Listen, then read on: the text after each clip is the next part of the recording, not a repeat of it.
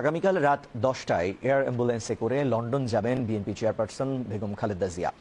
আজ গুলশান কার্যালয়ে এক ব্রিফিংয়ে তথ্য জানান তার ব্যক্তিগত চিকিৎসক এবং বিএনপির স্থায়ী কমিটির সদস্য ডক্টর AZM জাহিদ হোসেন। তিনি জানান বিএনপি চেয়ারপারসনের সাথে মেডিকেল বোর্ডের 6 জন সদস্য এবং ব্যক্তিগত কর্মকর্তারা থাকবেন। এছাড়া রয়্যাল এয়ার অ্যাম্বুলেন্সের 4 জন চিকিৎসকও সঙ্গে থাকবেন। লন্ডন পৌঁছে সেখানকার ক্লিনিকে ভর্তি হবেন খালেদা জিয়া। সেখানকার চিকিৎসকদের পরামর্শে পরবর্তী সিদ্ধান্ত নেওয়া হবে বলেও জানান ডাক্তার জাহিদ। সুস্থ হয়ে দেশে ফিরতে দেশবাসীর কাছে দোয়া চেয়েছেন খালেদা জিয়া।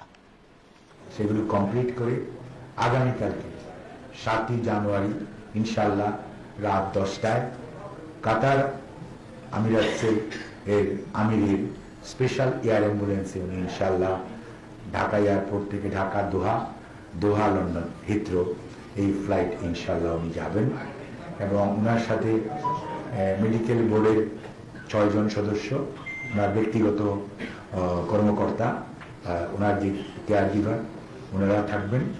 আর এয়ার অ্যাম্বুলেন্সে যে চিকিৎসা দেওয়ার জন্য ওটার 4 জন চিকিৎসক ওনারা থাকবেন।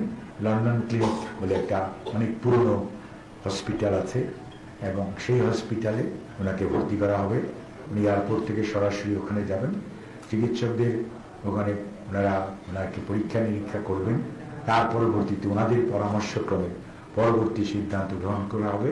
আমাদের দলের ভারপ্রাপ্ত চেয়ারম্যান জনাব তারেক রহমান, ডক্টর জুবাইদা রহমান, ওনার সহধর্মিনী ওনারা এবং আমাদের যুক্তরাজ্য বিএনপি এর থেকে হয়তো 2 জন ওনারা এবং ওনাকে হয়তো এয়ারপোর্টে রিসিভ করবেন। আপনারা সবাই দোয়া করবেন যাতে যাত্রাটি সঠিকভাবে হয়।